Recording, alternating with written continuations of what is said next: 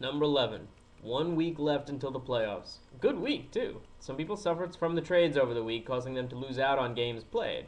I was kind of surprised to see Dwight Howard not only rescind his trade demands, but to commit himself to 2013 as well. But I am glad he did not go to New Jersey. Well, let's see what happened. Tacos continued his strong run, winning 8-1 against Hoopers, and actually had one less game played than Hoopers on the week. Hoopers only had 5 less blocks, as well as 7 less steals and three-pointers, but nothing else was close.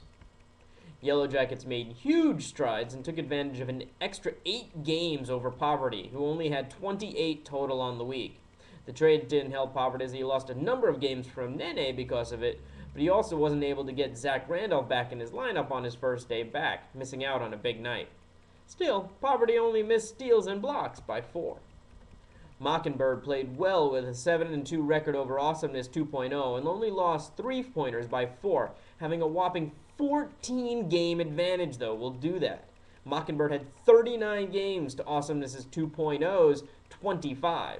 Mockingbird also just got Andrea Bargnani back in time for the playoffs. I won 6-3 over Power Ranger after being down 5-4 to start Sunday. Losing Tyreek Evans didn't help, and I only missed free throws by 3 and 3-pointers by 4. But I was able to take points and adjust a field goal percentage on the last Sunday. Serenity squeaked out a 5-4 win over Santa, who is now only a half a game ahead of Yellow Jackets. Serenity missed turnovers and assists by 1. He also lost adjusted field goal percentage on the last Sunday after Kobe hit a miserable 17.5%. You may have noticed the midterm trophy on the ESPN page. If not, I just realized today that an award that was never distributed, and it should have been. This award is for having the best record halfway through the season. Serenity clearly dominated through the first half, being atop the standings and power rankings for the majority of the season, giving him the award. And since we never got a poll to vote on for Player of the Week, I just negated that one from the power ranking score. Hopefully Topher has finished his moving and can put something together for us this week. Other than that, there were no trophies being awarded this week, so we'll dive right into the power rankings. Tacos dropped another 4 points to 28 and remains clearly in first. Serenity gained another 4 points, though, putting him at 40. He remains in second, though. Mockingbird holds on to third with a score of 37, also a 4-point drop. I only dropped 2 points to 59, but remain in fourth. Santa dropped 4 points to 68, but also dropped down to 5th in the power rankings. Poverty lost a whopping 9 points to drop to 70, and also falls to 6th. Yellow Jackets dropped 7 points to 71 and moves up to 7th after a big 8-1 week.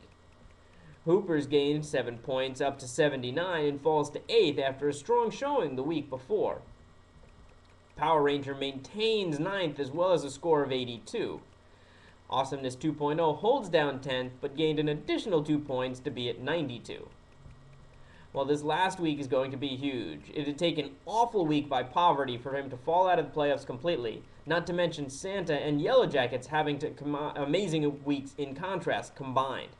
That said, Yellow Jackets is only a half game behind Santa.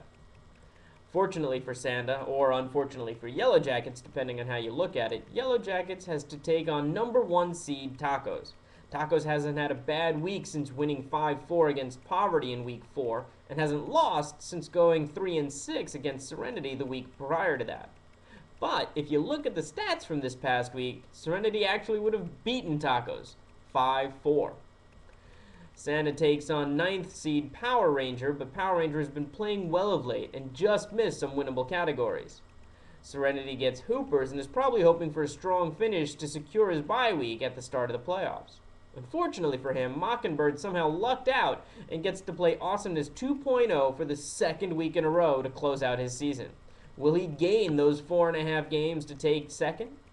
Lastly, Poverty takes on myself, and I would love to maintain my position in the playoffs, though at this point, it may be Poverty and myself in that first week matchup.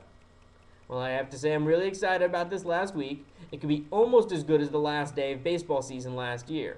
A lot of people are counting on this week to lock something down, be it a playoff spot or just getting into the playoffs. That keeps many of us involved, and I like that. See you all next week, gentlemen.